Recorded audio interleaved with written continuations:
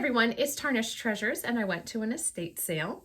I went to the sale because it was close to my house and it was also advertised as having Victorian things. When I got there, I was the 28th person in and I was the first person to the Christmas area. So when I previewed the pictures, there was one Christmas ornament that I really wanted. And then whatever else I found would just be like fun or a bonus. So I got that ornament and then some and other things. So let me just start. The first thing is this plateau mirror that I stick on my vanity, and I'll display perfume bottles and jewelry. I've even started stacking these, and this is a size that I don't have. I have a small and I have some large, but this is more of a medium size, so I was happy to find that. And even the metal rim is a design that I think is different from the other ones. And you're seeing the reflection of my mirror wall. I just have a thing for mirrors. So what did I get in Christmas? There were 2 bottle brush trees, and these are in excellent condition. The color is nice and green. It's got the mica, nice bright bases, and when you squish it, nothing is loose. And 2, they're a medium size, I would say. Medium to large, maybe. I also got this, which I feel like you could call this an antique. It's that silver garland tinsel that like darkens over time. And I love this for making sculptures at Christmas, decorating feather trees, and I don't find it too often. So this is all kind of twisted and wired together, so I could untwist it and do, you know, whatever I want with it, because there is one glass bead, but then this area here is a little disheveled and there's a broken bead. So I'll try and take that off, and who knows what I'll do with it. I got, well, actually, I'm going to show you the big things and then I'll turn the camera around so you can appreciate like the smaller things better. So I always walk around a thrift store or an estate sale twice if I have time, because especially at an estate sale, they're usually dark, and you know that as more people shuffle through, things get unearthed. So this is an example. I found these like down low in a dark corner in a like a crock, and they were also like twisted up together, so it's not like they were very kind of colorful or standing out when they were all closed up. So it's the same flag. They are both silk, and they have a date on them, which is wonderful, because I have found another flag that had a date handwritten. I think it was like 1921.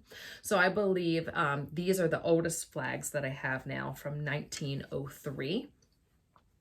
They're silk. This one I think is in really good shape, especially I mean, for its age. It's got like a couple little holes in it, but silk, you know, with the natural material, it's not going to last forever. So the fact that there's no big tears or anything in it is great.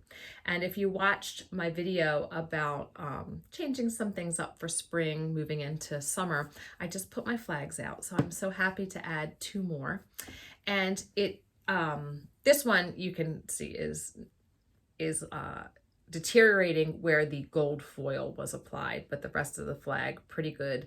I don't mind that, you know, they have those holes in there. I think that is that faded glamour aesthetic and look that I like.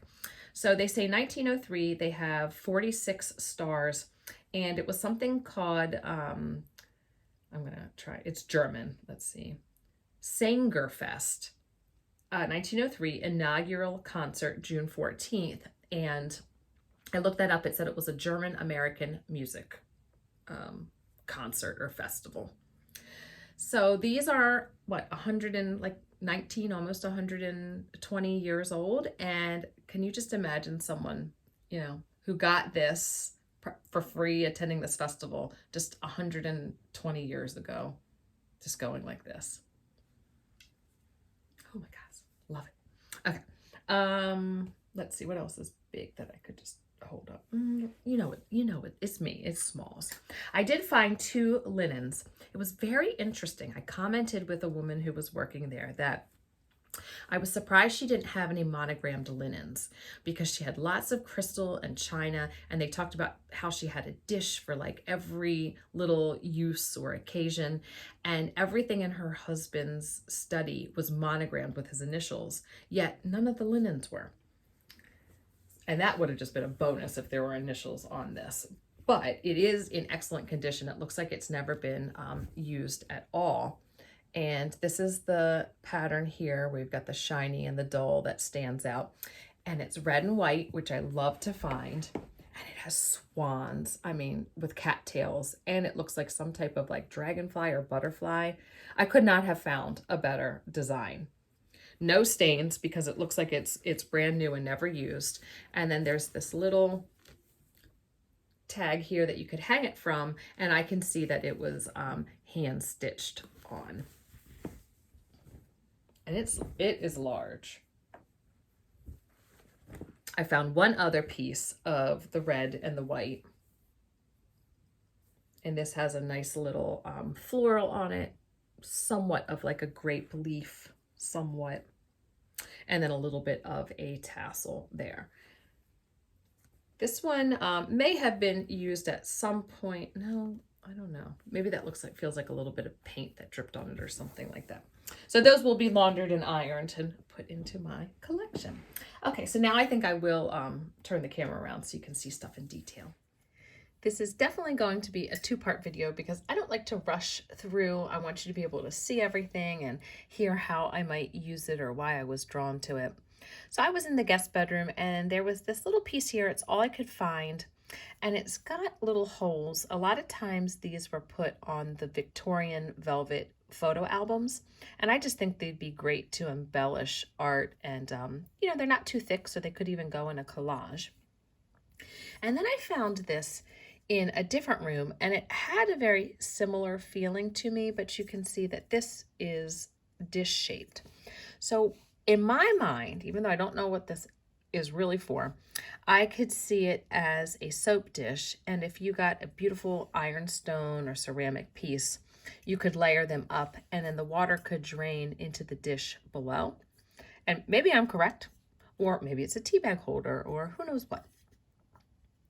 But I always like the look of these little findings.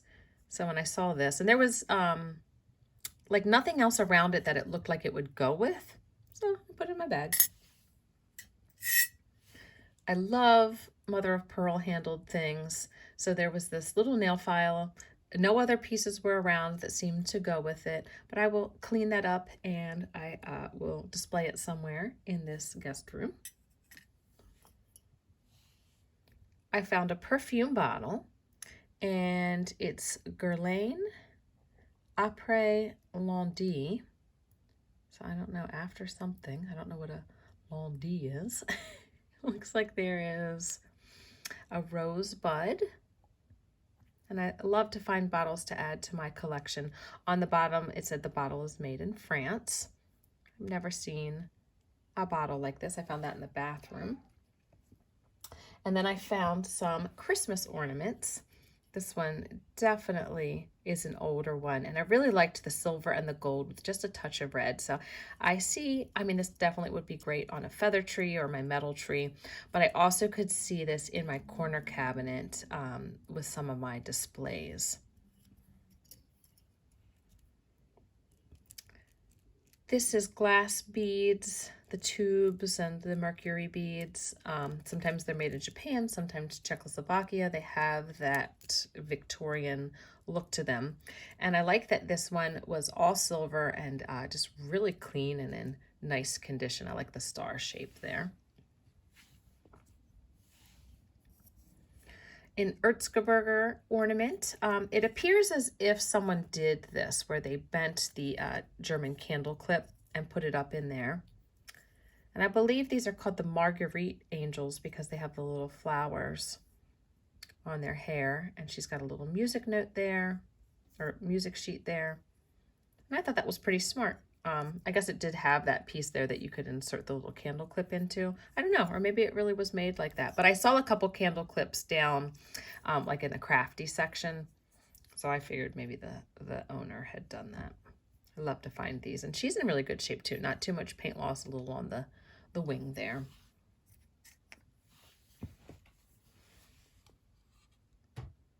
This little case, it's got the shell, so of course I was drawn to it. I don't see any markings. You can see the base metal coming through. And then it's got these little spots here. I don't know, is that a fancy razor blade case?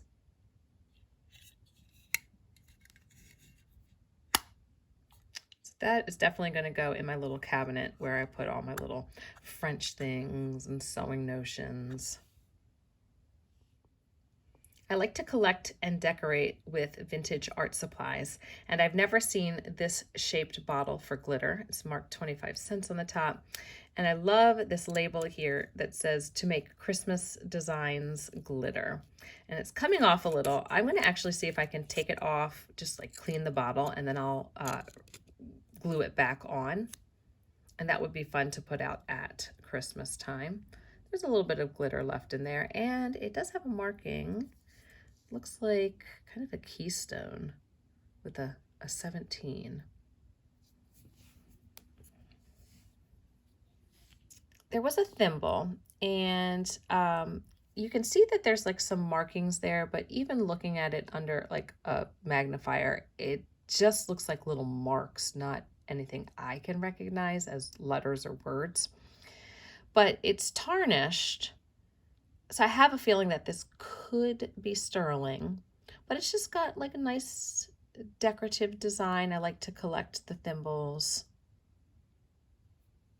so I will put that with my collection. This is the last item that I'll share in this video, and then I'll have a part 2.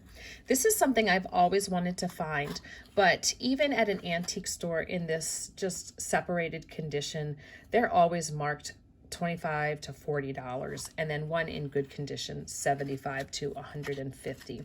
This one was marked $3, and I was so excited. I just kept looking at the price tag thinking, am I reading that right?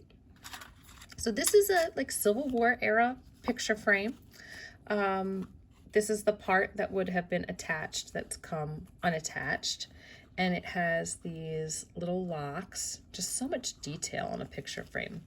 The inside has this embossed velvet that's so soft, and I can just see this with a piece of jewelry displayed on it. And on this side would have the picture frame.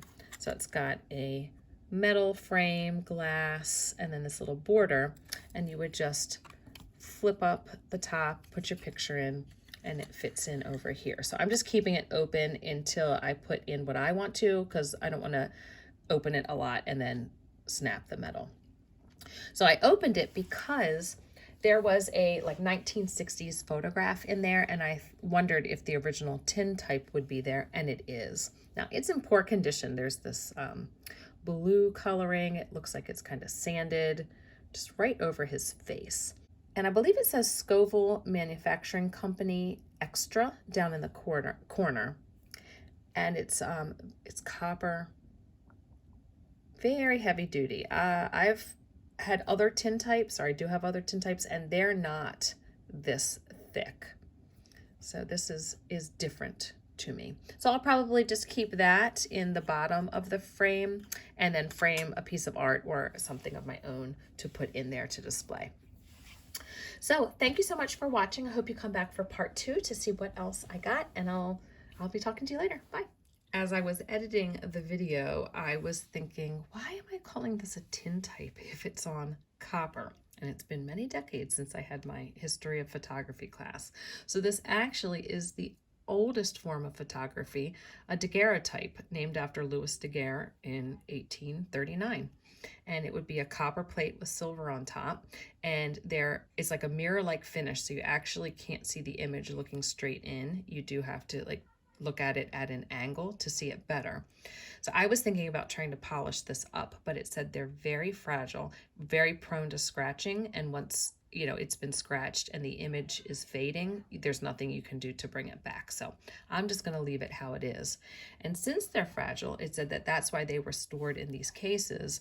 And this case is called a union case. So I had never heard of that. The daguerreotype, that was a review. but I learned something new today.